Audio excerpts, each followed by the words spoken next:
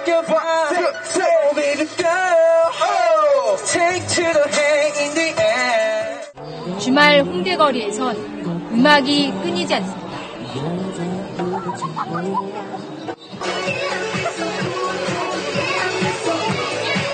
휴대전화에 이어폰만 꽂으면 음악이 흘러나옵니다. 최근에 음반 사신 적 있으세요?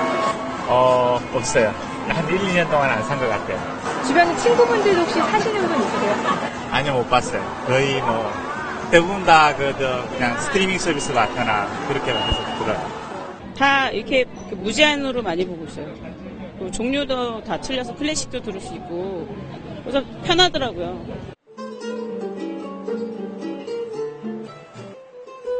음악을 디지털 음원으로 듣는 시대. 묵묵히 자리를 지키고 있는 음반 가게가 있습니다. 이번 트랙이 좀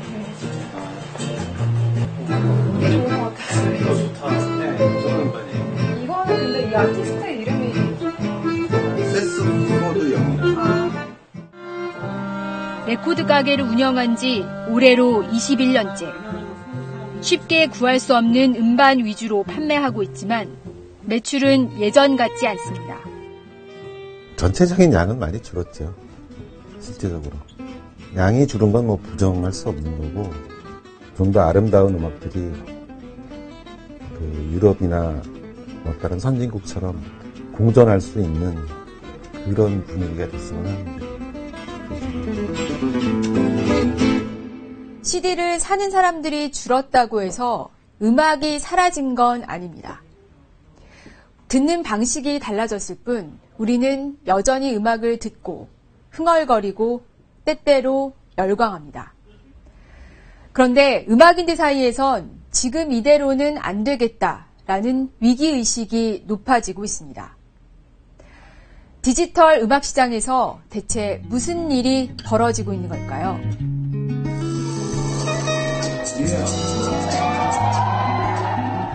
지난 1998년에 데뷔한 힙합 그룹 가리온입니다. 우리말로 담아낸 가장 한국적인 힙합을 추구하며 한 길을 걷고 있습니다.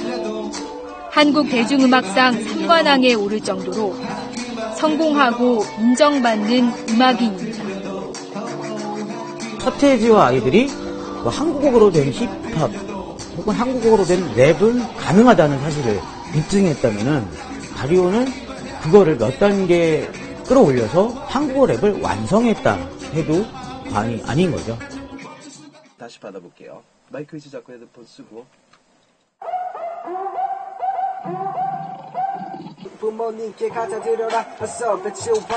리듬도 사실은 스토리가 있어요. 무슨 말인지 알겠죠? 그러니까 처음에 들어갈 때 뭔가 전개가 됐다가 절정의 어떤 하이라이트가 있고 그 다음에 딱 결말을 짓는.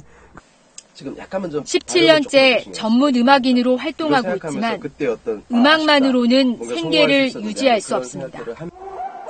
주 수입은 학생들을 가르치며 받는 수업료입니다. 많은 뮤지션들이 장르를 떠나서 꼭 저희 장르가 아니더라도 이렇게 투잡, 쓰리잡의 형태로 갈 수밖에 없는 거죠. 무제한 스트리밍 가격이다라는 거죠. 그만큼 이제 음원을 너무 그렇게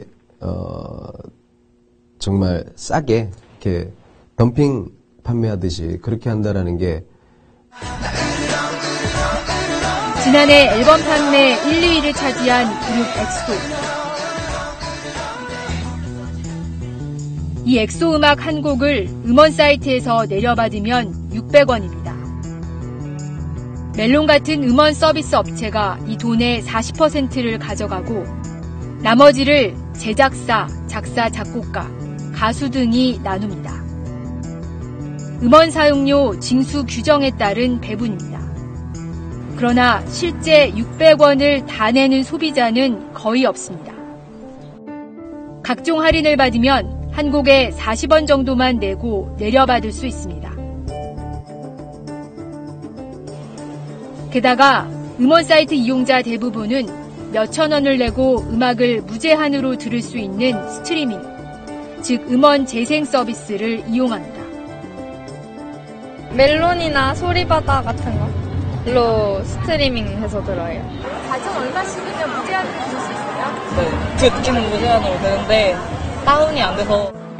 소비자가 재생 서비스로 음악을 들으면 노래 한 곡에 작사, 작곡가는 0.3원씩, 가수는 0.18원을 받습니다.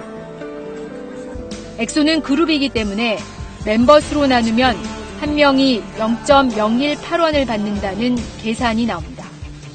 엑소 같은 인기 아이돌이 아닌 이상 음원 수익만으로는 생계조차 어렵다는 얘기가 그래서 나옵니다. 음반을 내거나 음원을 내서 뭐 생계를 해결한다는 그 수준 이상, 그러니까 그 수준 아니더라도 다음 음반과 다음 음원을 준비하기 위한 재생산의 어떤 그런 기반을 마련하는 것조차도 되게 힘들어진 상황인 게 맞죠. 그렇게 볼 수 있습니다. 네. 지원비가 얼마죠? 내가 1,000만 원 있었으면 1,000만 원 넣는 건데. 제1회 한국 인디 뮤지션 대상 금상을 받은 음악가입니다. 정규 앨범을 준비하면서 밤엔 공사장에서 일하고 있습니다. 몇 시부터 몇 시까지 일하세요? 밤 11시부터 한 5시. 새벽 5시요? 예. 그럼 집에 오면 한 6시 되잖아요. 씻고 하면 한 7시 밥 먹고. 그럼 그때 자고 한 2시에 일어나서 작업실 와서 또 작업하고. 먹고 살아야 되잖아요. 먹어야 되잖아요. 집세 내고, 이 작업실비 내고. 디지털 싱글 5곡을 발표한 중식이 밴드 음원 수익 내역입니다. 지난해 5월 한 달 동안만 소비자들이 중식이 음악을 내려받거나 재생 서비스를 통해 들은 횟수는 모두 2,603회. 노래를 만들고 부른 음악가와 제작사는 15,087원을 받았습니다.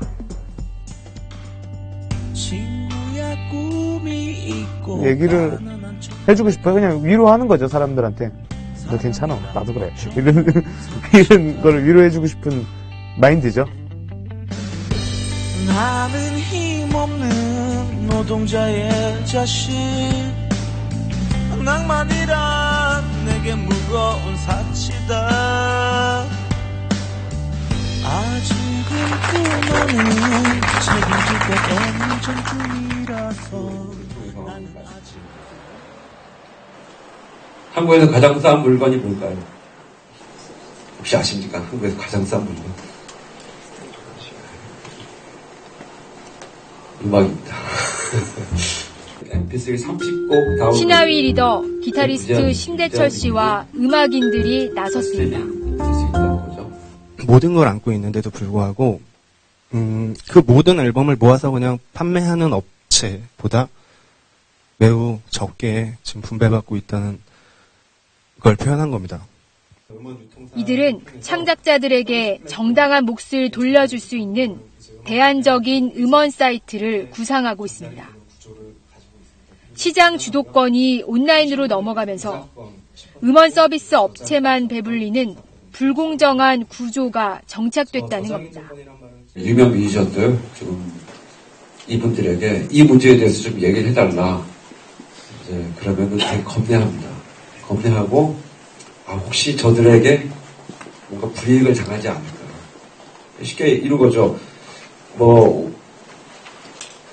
60% 가까이 점유하고 있는 멜론에서 만약에 내 음악을 걸어주지 않으면은 매출의 절반 이상이 없어지는 거 아닙니까, 쉽게? 음원 서비스 업체 입장은 어떨까? 창작자의 몫을 늘려야 한다는 주장에 공감한다면서도 폭리를 취한다는 주장엔 반박합니다. 어느 한쪽의 얘기만 들어도 되는 부분은 아니고, 음원이라는 것은 오프라인에서 보류되는 게 아니라 온라인상에서 물건이 사고 팔아지는 거기 때문에 플랫폼의 역할도 상당히 중요해요. 음악을 헐값에 파는 무제한 스트리밍 서비스라도 먼저 중단해야 한다는 요구에 정부는 선뜻 나서지 않습니다. 세계적으로도 지금 말씀하신 스트리밍 라디오를 포함해서 스트리밍 서비스로 많이 옮겨가고 있고, 근데 인위적으로 이제 상품 자체를 못 팔게 하거나 그런 건 힘들 테니까, 그런 부분이 있죠. 우리나라 음악산업 매출 가운데 창작, 제작자 매출은 8천억 원. 유통과 배급은 그 3배가 넘는 2조 6천억 원대로 집계됩니다. 전체 매출에서 유통과 배급이 차지하는 비중이 60%를 넘습니다. 획일적으로 일부 유통사에게 집중되는 그런 현상이 되면 분명히 언젠가는 킬러 콘텐츠라고 소비자들이 판단하는 그 콘텐츠 외에는 모든 그 음악 창작물들이 사장이 될 가능성이 있습니다.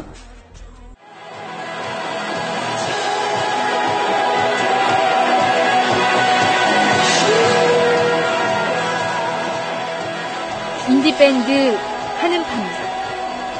지난 1999년에 결성됐다 공백기 이후 2007년에 활동을 재개했습니다. 달콤한 음악이 아니라 오히려 듣기 불편한 음악, 새로운 소리를 들려주고자 노력해왔습니다. 타협하거나 어떤 후퇴하지 않는다는 점에서 말하자면 그 한국 인디씬에서 자신들만의 독자적인 이 영역을 지닌 팀이다라고 얘기할 수 있죠. 이곳에 오면 이런 보면서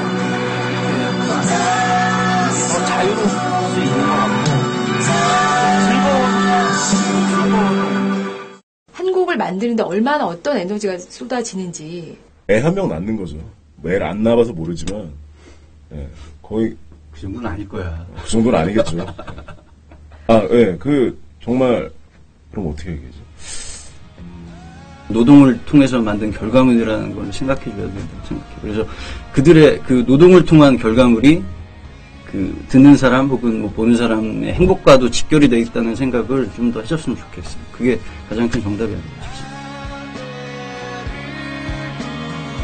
지금 내 귓가에 들리는 이 음악에 우리는 합당한 비용을 지불하고 있는지, 끝끝내 음악을 포기하지 않는 우리 시대의 음악가들이 묻고 있습니다.